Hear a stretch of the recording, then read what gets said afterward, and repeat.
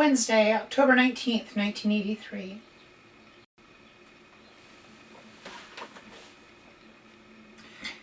Wednesday, October 19th, 1983. Wednesday, October 19th, 1983. Wednesday, October 19th, 1983.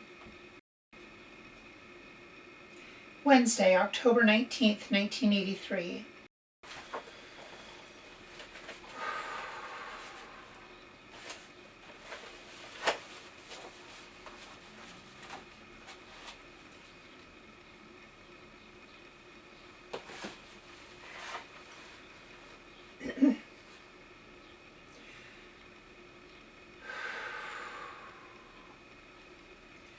Wednesday, October 19th, 1983.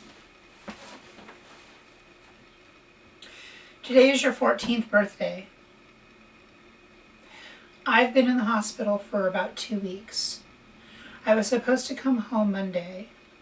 I was in intensive care most of the time after I was put on the floor, and I was doing too good to believe almost. I got off the respirator so quickly, and everyone was so proud, including me.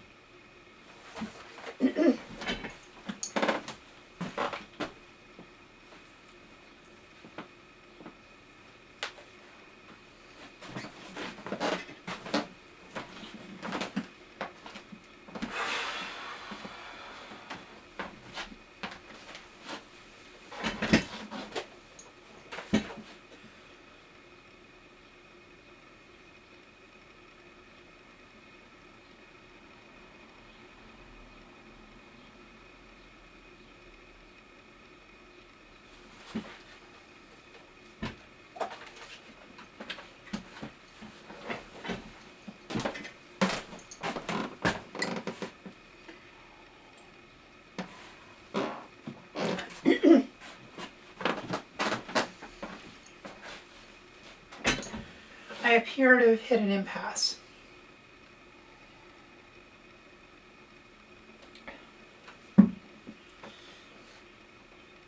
And the thing is, I had to take everything out of my studio to the installation studio so that I can make this video.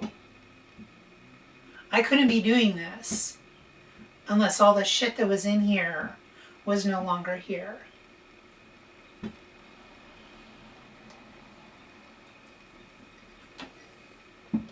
In many ways, this project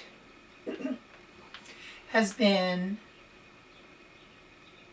the entire project that I've been working on in this studio since I moved in here in the mid-2000s, 2005, 2006, when I loaded everything into my life into this small space, and I've sorted through it, and I've sorted through it, and I've sorted through it. And I'm now down to this. And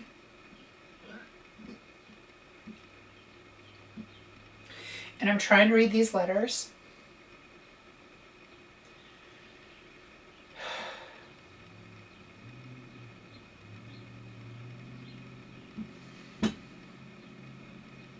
And I wonder if this would be easier if I had an audience in front of me, if I would just be able to power through it. And maybe I'd be able to make jokes and let the energy diminish a little bit, but I'm not able to do that.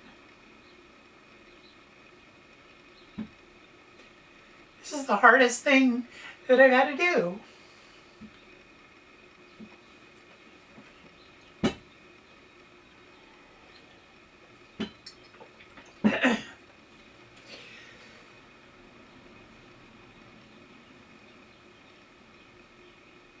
Out of a series of very difficult things.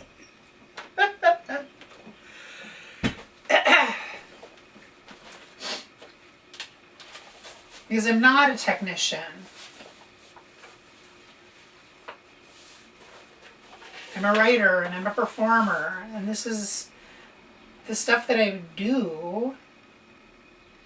So you'd think this would be easy, just to read words on a page. But I'm like on what? Take 88, 92, 73. I have no idea how many takes I've been doing. of this letter that I'm already editing down for you, because I can't talk about all of these things that are in this letter, because I don't really want to talk about her dreams for me.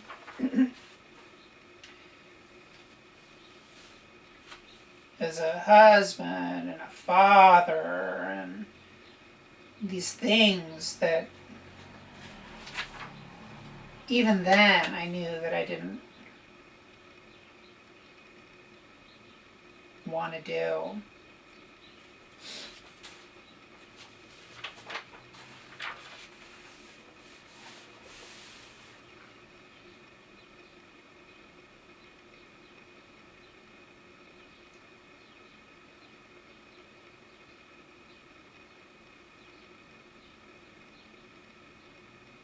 That I knew weren't in the cards for me. But I didn't know how to say that it wasn't going to happen. And I kept giving back this mythology that she wanted. I told her what she wanted to hear because it made her feel better. But it wasn't the truth.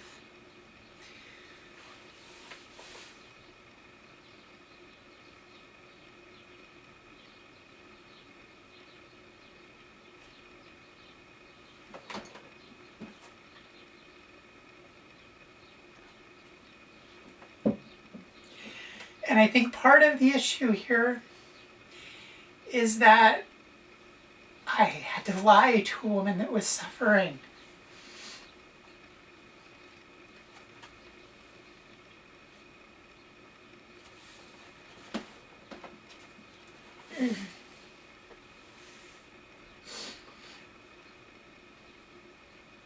Because the alternative was worse.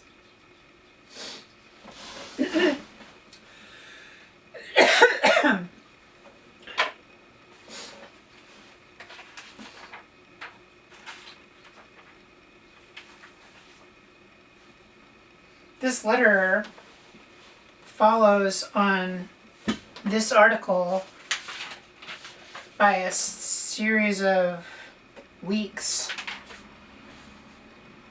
1983. I had just begun high school.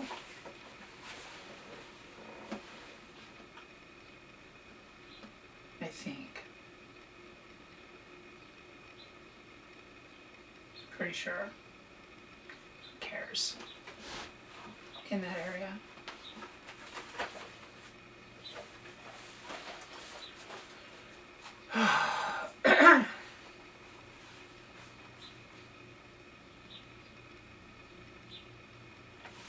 But this is the thing.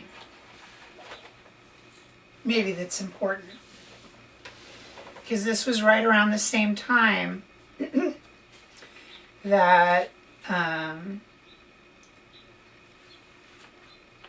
we had moved into the house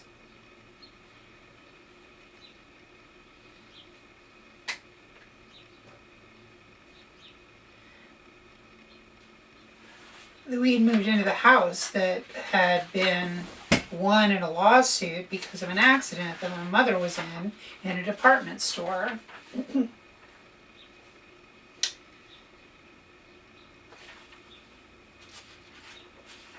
The house where she died.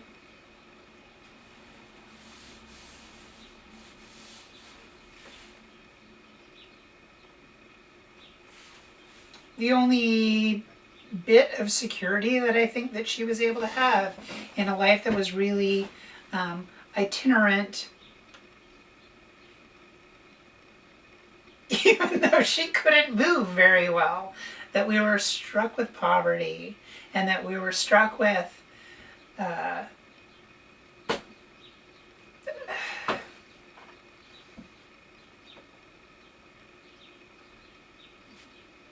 resourcelessness in a country that really, really, really hates disabled people.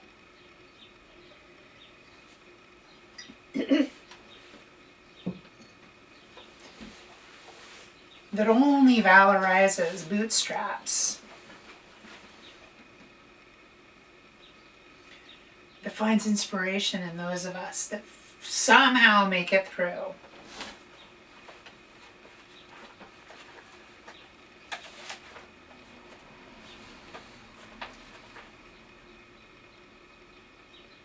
Wednesday, October 19th, 1983.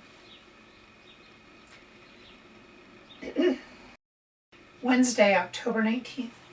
Fucking damn it.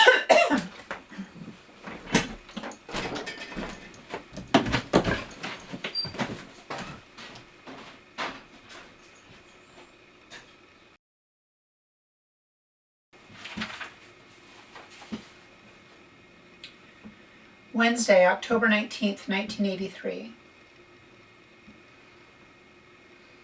Today is your 14th birthday. I've been in the hospital about 2 weeks. I was supposed to come home Monday. I was in intensive care most of the time. After I was put out on the floor, I was doing too good to believe almost. I got off the respirator so quickly, and everyone was so proud, including me. I came off the respirator Saturday morning for good. They had been weaning me before this a few hours a day. I was off all night Saturday night. Sunday morning, Dr. Wynn came in and said, "One thing about you, once you get off the respirator, you stay off." I did well all Sunday and was told I could go home Monday morning. Sunday night, about 9 p.m., one of the respiratory therapist technicians called in on me. And I was really doing well. About 9:30 p.m., I started to cough and choke and I lost my voice. I couldn't even call for help. The nurses came in and called respiratory and they checked my breathing. It had dropped from 950 cc's to 350 cc's in a matter of minutes. Dr. Wynn was called and I had to go back on the respirator. That's the first time I ever had to be put back on. I wanted to cry. I wanted to go home to all of you so bad. I was taken off several times Tuesday, and each time I had to go back on. By Tuesday night, however, I could be off for 3 hours or more with no problem. Dr. Wynn came in and on the night rounds, and I wrote him a note to ask if there was any way I could get back home, even for a few hours, so I could be with you on your birthday. He said a firm no. He said, "I can never allow that. You'll just have to have your party here." Daddy and I planned your party in my room. He was going to bring a card table and tablecloth and chairs up, folding, of course. He would stop on the way and pick up dinner. He'd have the cake waiting in my room. You knew nothing of the plans. Well, that was a birthday party that never was. The next thing I knew, on Dr. Wynn's morning rounds this morning, he said, "Well, Judy, you're doing well. You dip low at night, but we have a respirator you can take home. Would you like to go?" I said, "How about today?" He said, "Fine with me." I can't tell you how happy I was. I wanted to arrive home before any of you children got home, but the nurse didn't call the ambulance in time. We had a nurse here waiting for me and 2 respiratory therapists. I had to come home in an ambulance, and the nurse was to call our home and find out when everybody was there waiting for me. But she forgot. You were all waiting for me except Daddy and Jonathan. John had a scout meeting, and since he's been taking his friend Daniel, Daddy had driven them to the meeting. You should have seen your face. I've never seen you glow so much. As the ambulance attendants laid me on my bed, you said, "Thanks, Mom. I'm so glad you're home. Dad said you were my present." When the ambulance backed into the driveway, the attendant with me said, "You have a lot of people waiting for you." Bosley, the toy poodle, followed the gurney in all the way to the bed. I was afraid he'd get run over. As soon as they put me on the bed, Bosley jumped all over me and licked me. As soon as there was an opening, one of the kids kissed me. When all had settled down, you said, "I just knew you'd be here somehow." I think I fell asleep almost as soon as the nurse left. I slept through everything and didn't wake up until 8:30 when you opened your gifts. Dad gave you a check because he didn't get time to pick up your presents with all the confusion. You also got a cake from Baskin Robbins. It was an ice cream cake with half of it chocolate cake, the other half chocolate and peanut butter ice cream. Grandma and Grandpa sent you a check. You feel rich now. We also give you a stereo tape player. Before you went to bed, you told me, Mom, thanks for giving me the best birthday ever. You said, even if I had only received the gift of you coming home, that would have been enough. You gave me a kiss and said, Mom, I'm sure glad you're my mom. I think I was the one that received a gift. You sure made me feel good.